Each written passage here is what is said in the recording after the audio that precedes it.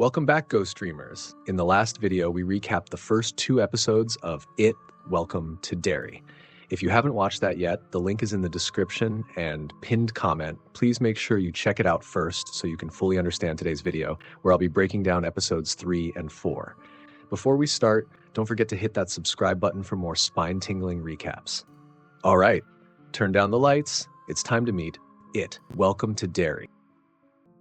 Episode 3 opens in 1908, introducing General Shaw as a 12-year-old boy. At Carnival, Shaw slips into a tent expecting a performance, only to find himself alone in darkness. A mysterious old man's voice urges him to come closer, and when Shaw finally glimpses the figure, panicking, the young Shaw bolts from the tent. Outside the tent, Shaw's father finds him trembling and asks where he disappeared to, and gives him a slingshot, which makes young Shaw instantly happy. Later, while they are traveling, their car breaks down. Shaw's father gives him some money and sends him to buy water from a group of kids nearby. Shaw approaches a group of kids selling it, but he's short on cash, so a girl named Rose offers to trade him the water in exchange for his beloved slingshot. Shaw soon becomes friends with Rose, and the two begin playing together. During their game, Shaw runs off into the woods despite Rose shouting for him not to go. Deep in the trees, he realizes he's alone and comes face to face with the same old man he saw at the carnival. Terrified, Shaw hides, but the old man finds him and begins chasing him, growing unnaturally large and chases him. Just as the creature is about to attack, Rose hits it with Shaw's slingshot, injuring it. The kids run out of the woods and the creature stops at the tree line, unable to leave. Shaw panics, telling Rose to run, but she calmly says they're safe. She explains that the creature can't cross out of the woods. Shaw asks what it is and why it's trapped. Rose asks him if he can keep a secret as the scene cuts. In the present day at Juniper Hill Asylum, Lily's mother meets with Dr. Peterunich, who informs her that he has increased Lily's medication and warns that if she has another episode, they may need to consider a more restrictive treatment plan. When Lily's mother asks where she is, Dr. Peterunich tells her that Lily wanted to say goodbye to the head of housekeeping, Ingrid Kirsch. Lily meets Ingrid, who comforts her gently. Lily admits she feels partly responsible for Ronnie's father going to jail and fears that telling the full truth about what she saw will send her back to Juniper Hill Asylum. The woman tells her that if Ronnie matters to her, she will find a way to do the right thing. She also tells Lily that she believes her, no matter how impossible her story sounds. At the police station, the chief questions Hank about the night of the murders, saying an eyewitness claims she saw him on Jackson Street and even signed a statement. Officers also found a cigarette pack at the scene. Hank insists he wasn't near the theater and had nothing to do with the kids' deaths, but the chief refuses to believe him. As the chief prepares to leave, Hank panics, begging them to come back, insisting over and over that he didn't do it. At school, Roni becomes the target of harassment as students stare at her and someone writes, "Killer Hank is gonna be executed," on her locker. Frustrated, Roni tries to scrub it off with her hands. Meanwhile, Rich tells Will that if Roni's dad was arrested, the police must have evidence, while Will doubts the system and insists Roni doesn't seem like the daughter of a killer. In the bathroom, Roni struggles to scrub the marker off her hands when Lily enters with rubbing alcohol, but Roni snaps at her, blaming her for making things worse for her father. Lily insists she'll tell the truth about what she saw and reveals that she saw her father again at the grocery store. She says no one will believe them unless they can prove it. Lily reveals an old camera, suggesting they use it to capture whatever supernatural presence they saw as evidence to clear Hank and prove she isn't imagining things. Roni worries about developing the film since the local shop wouldn't return anything strange, and neither of them knows how to develop the film. The scene shifts. At the base, Fuller reports to General Shaw that they tore the vehicle apart and searched the land around the dig site, but found nothing. Shaw reminds him the weapon they're hunting was buried in Derry 3 centuries before cars existed, but the vehicle must have carried some residual energy for Halloran to sense it. Fuller explains the vehicle is tied to the 1935 Bradley Gang massacre, when townspeople suddenly gunned down a group of criminals, and several witnesses saw the entity watching in its clown form, proving its influence over the town. Shaw says Halloran's psychic abilities work, but only to a point while he's stuck on base. Shaw insists they need Halloran directly over the target, literally in the air. Fuller hesitates, warning that if anything happens to Halloran, the entire operation collapses. Shaw replies that Major Hanlon will protect him. To give Halloran a stronger connection, Shaw takes a small box containing Shaw's childhood slingshot, an object that once marked the creature, hoping it will help guide Halloran to the weapon's location. Then Halloran is called out to begin the mission. Fuller introduces Halloran to Major Hanlon and Captain Russo, who will fly the surveillance mission. Fuller tells them Halloran will act as a human compass. They follow wherever he points them. Before they depart, Fuller hands Halloran a small box sent by General Shaw, implying slingshot meant to help guide him during the operation. During the surveillance flight, Halloran touches the old slingshot inside the box. Halloran tells Hanlon to turn the plane east immediately. As the plane changes course, Halloran falls into a trance, mentally transported to the deep inside the sewers of Derry. He finds a circus-style door marked with Pennywise's emblem. The door creaks open, revealing Pennywise lurking in the darkness. Who are you? Shows Halloran a series of disturbing visions, a ballroom full of dancers, scenes of war, and a woman standing alone before the toys of missing children rain down around him. Halloran then spots a towering pile of lost kids. Then Halloran sees his grandmother warning him that, "Get out of here now!" Panicked, Halloran tries to flee, clawing at a metal door he believes is the sewer gate, when in reality he is pulling open the exit hatch of the plane. Just as Halloran is about to fall out, Hanlon reaches him just in time and pulls him back, saving him. Later at the hospital, Shaw visits Halloran. He says that the creature didn't just appear, it actually saw him. Halloran warns Shaw that they were never supposed to draw its attention, and if they keep digging, something terrible will happen. Shaw tells him to rest and leaves.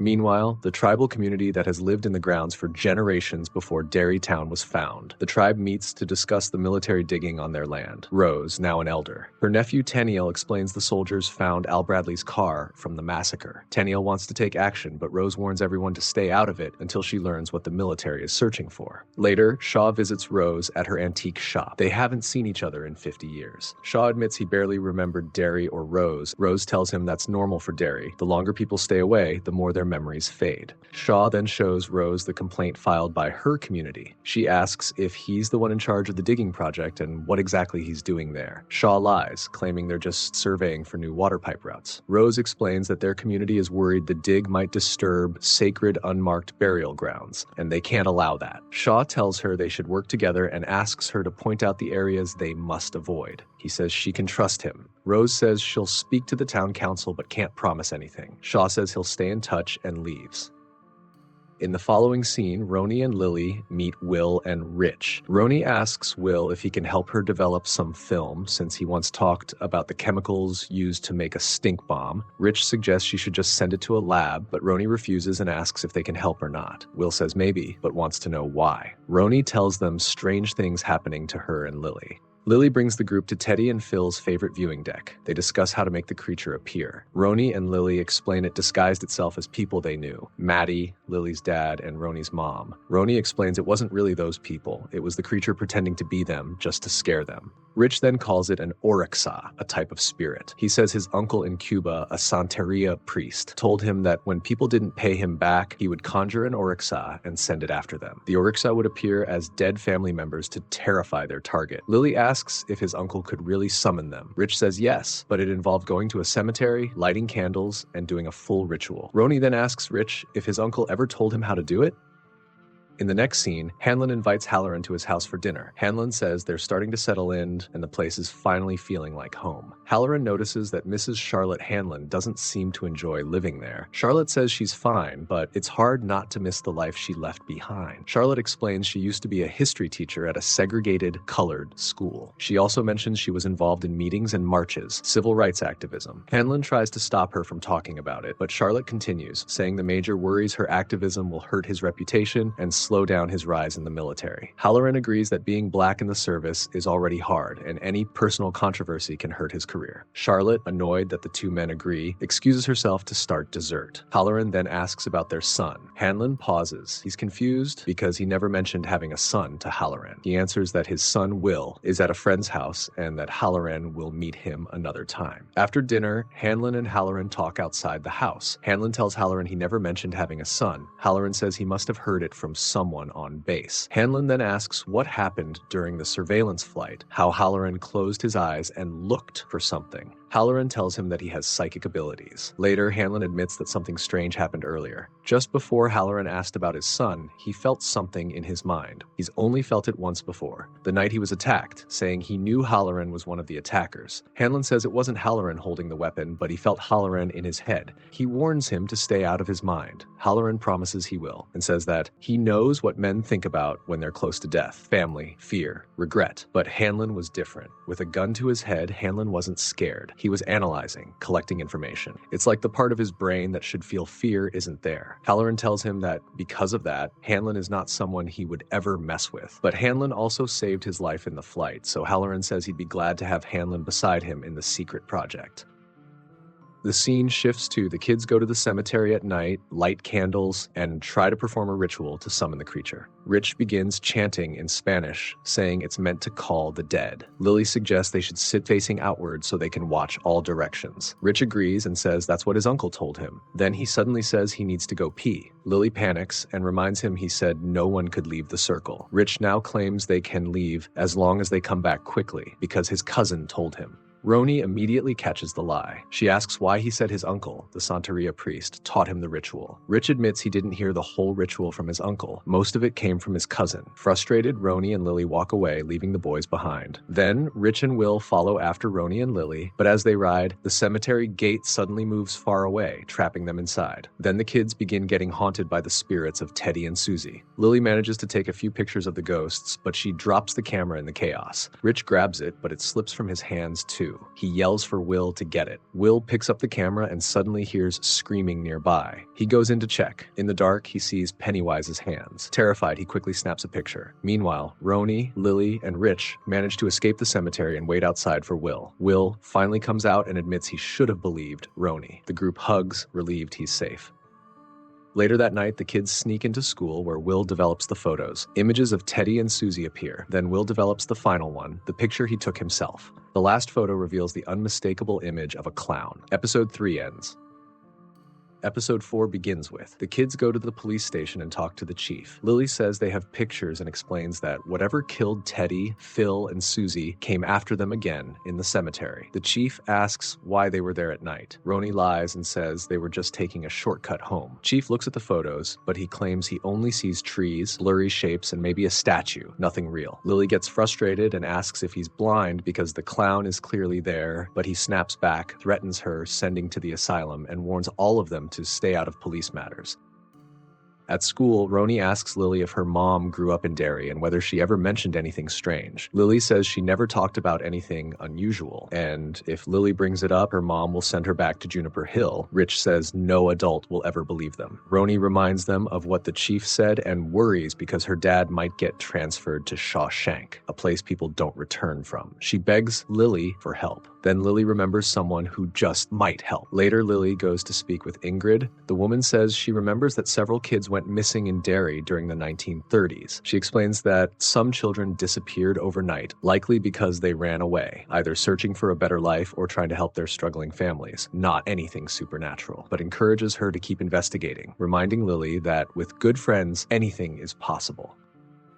In the next scene, Charlotte sees news about Hank being arrested in connection with the missing kids. Someone knocks at her door. It's Rose, the woman who runs the antique shop, came to deliver the things Charlotte bought from her shop. Charlotte invites her inside and offers coffee. As they talk, Rose asks how Charlotte's husband is adjusting, assuming he's involved with the new pipeline project. Charlotte corrects her. Hanlon is a pilot, so he wouldn't be working on it, though she admits he rarely shares details anyway. Then Charlotte brings up the theater incident and the missing children. She asks if she should be worried. Rose admits it's terrible, but says Derry is a place where strange things sometimes happen, so it's always smart to keep your loved ones close. Before leaving, Rose gives her contact number to Charlotte that if she ever needs help. Later, Will goes home to grab the photos they took at the cemetery, but Charlotte has already found them hidden in a drawer.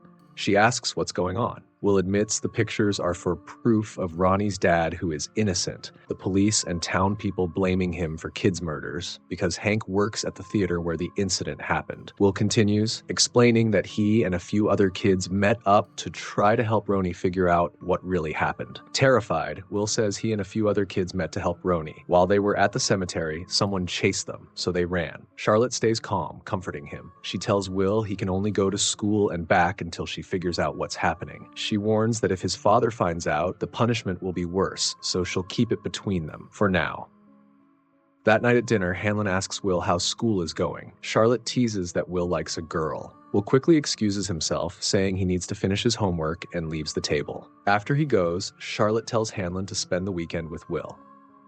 In the next scene, Hanlon takes Will fishing. Hanlon goes back to the car to get bait, and while Will is alone at the lake, something grabs him from underwater. Will is pulled down and sees Pennywise appearing as his father, burned like the old war photo, telling him he will burn too. Hanlon hears Will scream and rushes to save him. Will, terrified, says something pulled him under. Hanlon tries to calm him down, but Will insists he saw his father burn just like in the war picture. Then Hanlon notices the fresh scratches on Will's hand. Will tells him there is something in Derry, something bad. Then Hanlon and Will notices a red balloon floating in the air.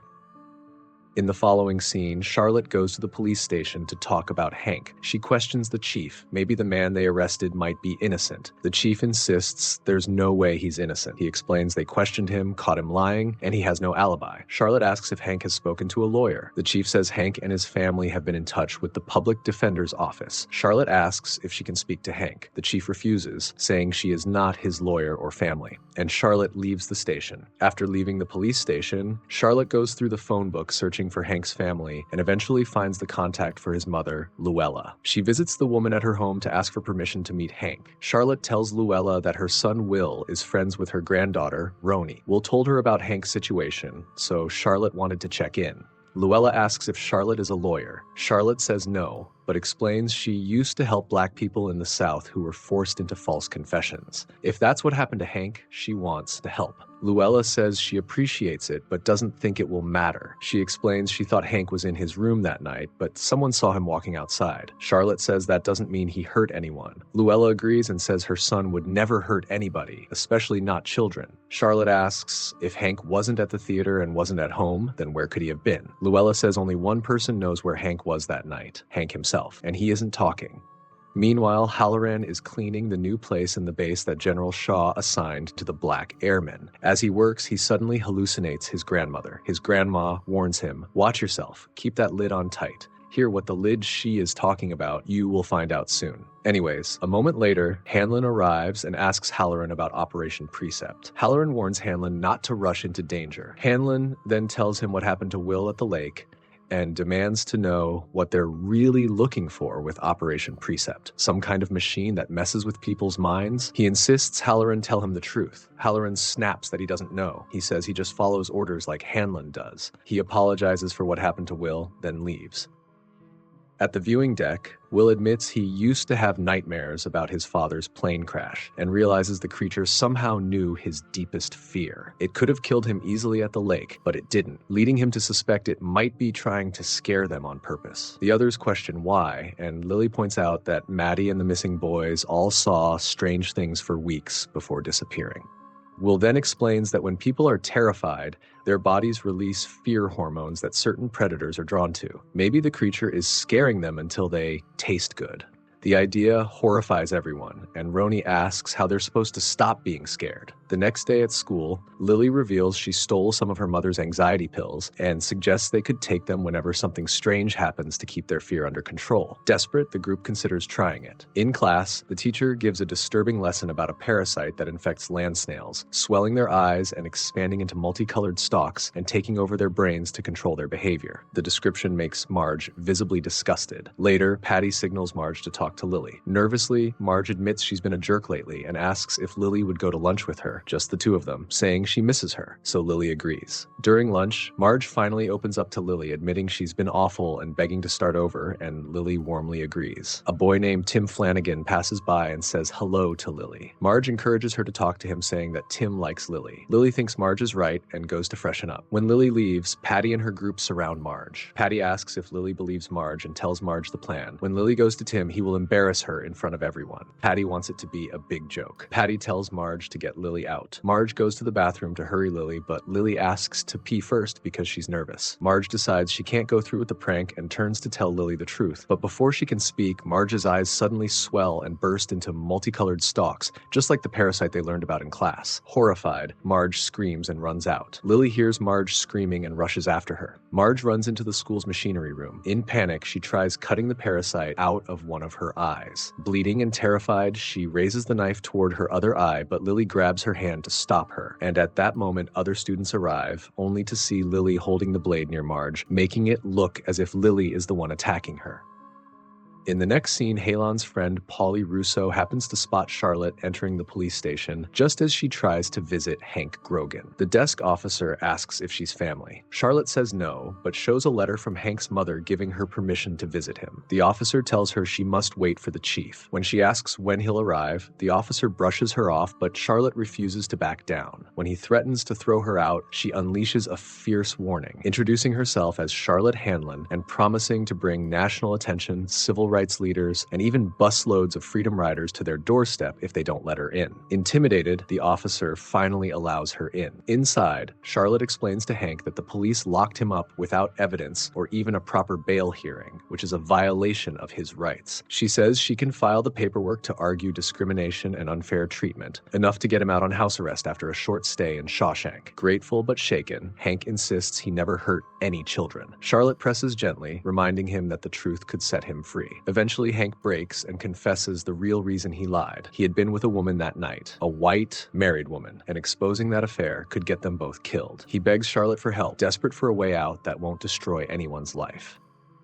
At the base, Fuller informs General Shaw that the sacred, unmarked burial areas Rose warned about are empty. Shaw says Rose is a clever woman and asks how often the local tribal kids watch the base. When Fuller says they appear every few days and keep their distance, Shaw coldly suggests opening the fence and letting them in so they can capture them. At house, Hanlon confronts Charlotte after hearing she visited the police station, quickly realizing she's hiding something. Charlotte explains she was checking on Hank Grogan, a black man she believes was unfairly arrested and whose daughter is friends with Will. Hanlon warns her not to cause trouble, reminding her of her promise to stay out of activism after their move, but Charlotte argues that injustice exists everywhere and she won't ignore it. Worried, Hanlon insists he can't risk her getting arrested again while his work at the base is so important. Charlotte assures him he won't have to worry about her. Frustrated, Hanlon walks away.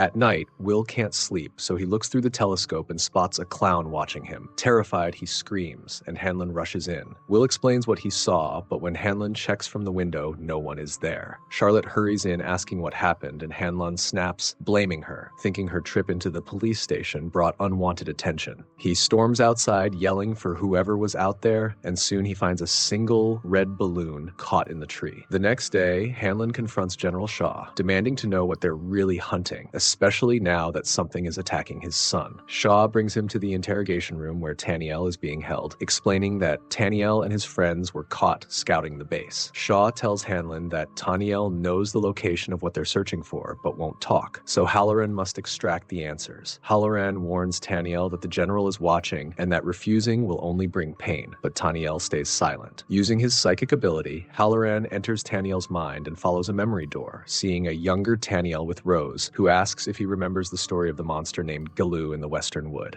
Taniel remembers the legend. Galoo, an evil spirit, fell from the sky, bound in a falling star that shattered upon hitting Earth, freeing the creature that haunted the Western Wood to roam until the first people were created.